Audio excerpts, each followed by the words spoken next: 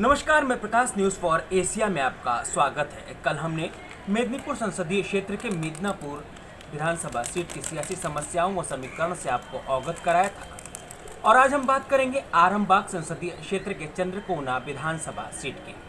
वर्तमान में इस सीट पर तृणमूल का कब्जा है, लेकिन भाजपा लगातार यहाँ मजबूत हुई है, तो वहीं कांग्रेस संग वाम दल के गठजोड़ का असर भी जमीनी स्तर पर दिखने लगा है।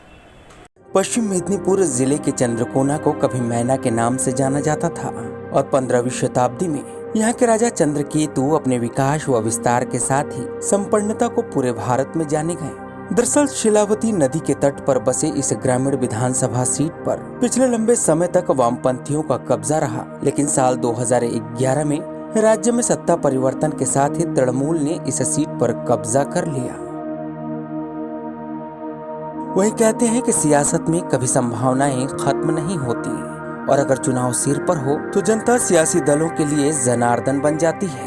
यही वजह है कि क्षेत्र में भाजपा और तृणमूल दोनों ही मतदाताओं को लुभाने को हर संभव प्रयास कर रहे हैं। क्षेत्र में मतदाताओं को लुभाने को जहां सत्ताधारी तृणमूल दुआरे सरकार और स्वास्थ्य साथी कार्ड को हथियार बना जनसंपर्क में जुटी है, तो वहीं भाजपा सियासी हिंसा और भ्रष्टाचार का मुद्दा उठा माहौल मार्केटिंग के जरिए मतदाताओं को मनोवैज्ञानिक रूप से प्रभावित करने की कोशिश कर रही है।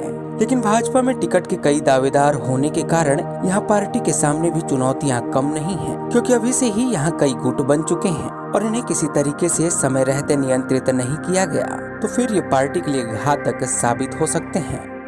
ऐतिहासिक दृष्टि से अहम व पर्यटन की अपार संभावनाओं से भरा यह क्षेत्र आज तक विकसित नहीं हो सका, क्योंकि सियासी नुमाइंदे यहाँ विकास पर ध्यान ही नहीं दिए। वाम शासन के दौरान सारी संभावनाएं लगातार खत्म होती रही, तो तृणमूल के 2011 में सत्ता में आने के बाद लोगों को आस जरूर जगी, लेकिन हकीकत जगजाहिर है।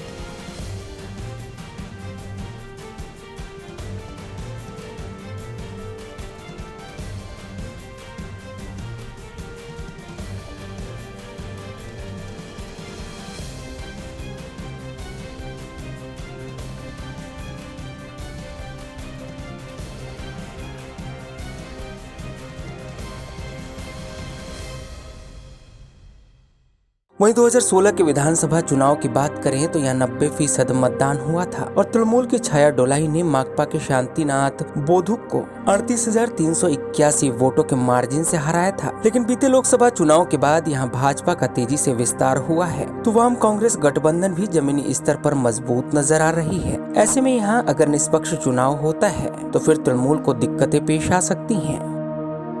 दूसरी ओर तृणमूल खेमे के ज्यादातर समर्थकों व तृणमूल नेताओं के दल बदल से यह पार्टी लगातार कमजोर हुई है।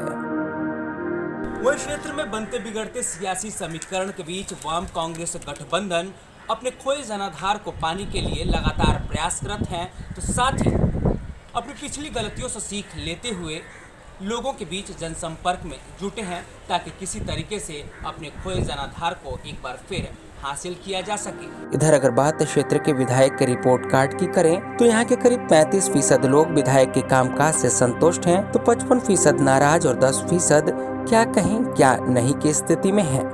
न्यूज़ फॉर एशिया के इस विशेष कार्यक्रम में आज इतना ही। कल किसी दूसरे विधानसभा की तमाम जानकारियों के साथ मैं हाजिर हूँगा। मैं प्रकाश, तब तक के लिए दीजिए इजाजत। नमस्कार।